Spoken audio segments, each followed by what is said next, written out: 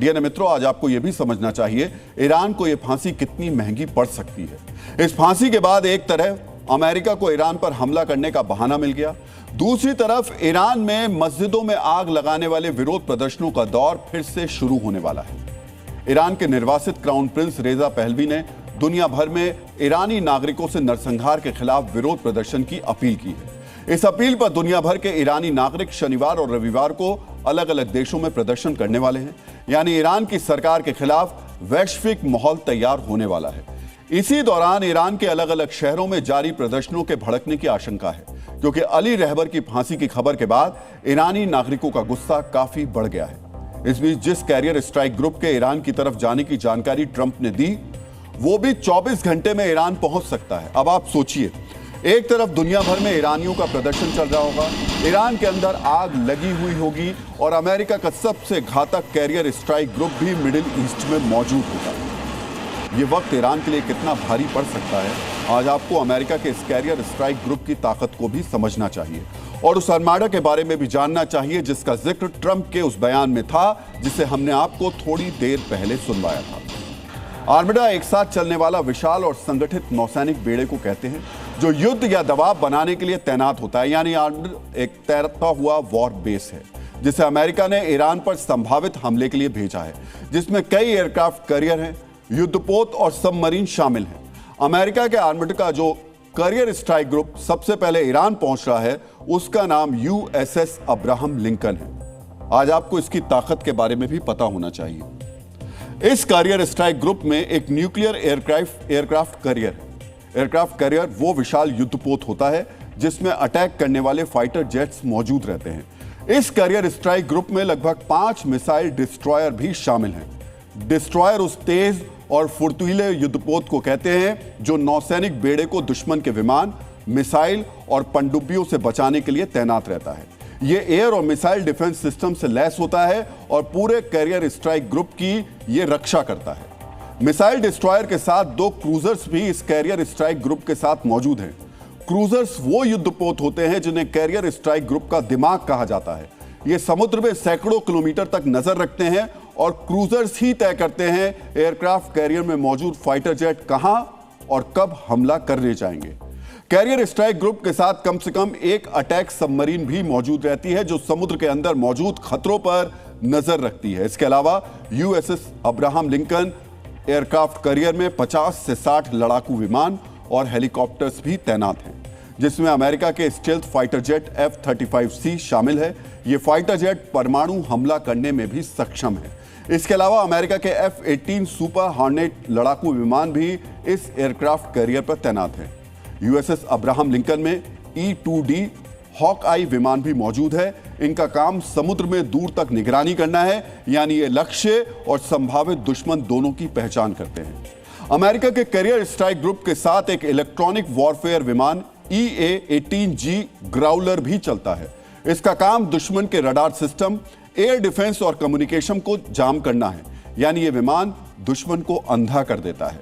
America का ये carrier strike group समुद्र में बेस की तरह काम करेगा, एक ऐसा बेस जो हवाई हमले, मिसाइल स्ट्राइक, साइबर और इलेक्ट्रॉनिक वॉर जैसे सारे काम एक साथ कर सकता है। इसका मतलब ये हुआ, अमेरिका ईरान पर हमला घंटों में नहीं बल्कि मिनटों में शुरू करने में सक्षम होगा, जिससे पूरे इलाके का संतुलन बदल जाएगा। अमेरिका का यह कैरियर स्ट्राइक ग्रुप किसी देश की पूरी सेना को हराने के लिए सक्षम है। और ईरान के लिए बुरी खबर यह है कि मिडिल ईस्ट में अमेरिका के कुछ और कैरियर स्ट्राइक ग्रुप भी पहुंच सकते हैं। इसके अलावा भी ट्रंप ने ईरान के खिलाफ कुछ बड़ी तैयारियां की हैं। हमने आपको कल विस्तार से ईरान के पास मौजूद कतर और जॉर्डन जैसे देशों में अमेरिका के डेल्टा कमांडो की तैनाती के बारे में बताया था, जिन्होंने वेनेजुएला के राष्ट्रपति मादुरो को अगवा किया था। यह डेल्टा फोर्स दुनिया के किसी भी कोने से किसी भी हाई वैल्यू टारगेट को उठाने के लिए कुख्यात है। इसके अलावा अमेरिका ने जॉर्डन में भी बड़ी सैन्य तैनाती की है। अमेरिका ने जॉर्डन में 12 F-15E स्ट्राइक फाइटर जेट और C-17 ग्लोमास्टर विमान भेज दिए।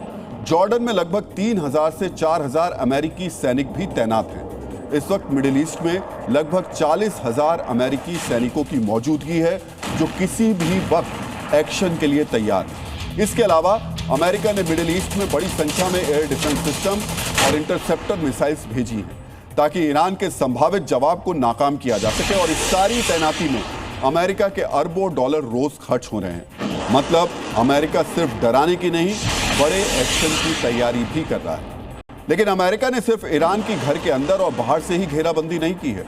कूटनीतिक तौर पर भी ईरान को मिडिल ईस्ट और सहयोगियों से अलग करने के लिए गहरी चाल चली है। आज आपको इसके बारे में भी जानना चाहिए। मित्रों, मिडिल ईस्ट में इतनी बड़ी सेना भेजकर अमेरिका ने साफ कर दिया इस बार एक मुस्लिम देश यानी ईरान जंग का मैदान बनने वाला है। और इस जंग से पहले अमेरिका ने ईरान तक इस बात का संदेश भी पहुंचा दिया कि मिडिल ईस्ट में कोई भी प्रभावशाली मुल्क उसके साथ नहीं है। कल हमने आपको डीएनए में ट्रंप के गाजा बोर्ड ऑफ पीस की लॉन्चिंग की खबर दिखाई थी। इस समझौते पर मिडिल ईस्ट के प्रभावशाली मुस्लिम देशों ने सिग्नेचर यानी हस्ताक्षर कर दिए हैं। आप यह भी कह सकते हैं कि ट्रंप ने बंदूक की नोक पर मुस्लिम देशों से साइन करवा लिए। साइन करने वालों में सऊदी अरब, तुर्की, कतर, यूएई, बहरीन के साथ साथ पाकिस्तान भी शामिल है। यानी ईरान के अलावा खुद को बड़ा खलीफा समझने वाले सभी मुस्लिम देश अमेरिका के सामने सरेंडर कर चुके हैं। इसका मतलब यह हुआ अब ईरान पर अमेरिका के संभावित हमले के खिलाफ मिडिल ईस्ट और मुस्लिम देशों से कोई आवाज नहीं उठेगी। इसके अलावा ईरान के सबसे बड़े रणनीतिक सहयोगी रूस से भी अमेरिका के राष्ट्रपति ट्रंप डील कर रहे हैं। कल ही ट्रंप ने यूक्रेन के राष्ट्रपति जेलेंस्की से मुलाकात की, 1 घंटे तक उनसे चर्चा की। इसे रूस यूक्रेन युद्ध रुकवाने की कोशिश के तौर पर पेश किया गया। कल रात में ही ट्रंप के 3 विशेष दूतों ने मॉस्को जाकर रूस के राष्ट्रपति पुतिन से लंबी चर्चा की। अमेरिकी प्रतिनिधिमंडल में स्टीव विटकॉफ, जेरेड कुशनर के साथ जोश ग्रेनबाम भी शामिल थे। ट्रंप ने हाल ही में उन्हें बोर्ड ऑफ पीस में वरिष्ठ सलाहकार नियुक्त किया था। बताया जा रहा है यूक्रेन वॉर रोकने के लिए पुतिन और जेलेंस्की दोनों तैयार हो गए हैं।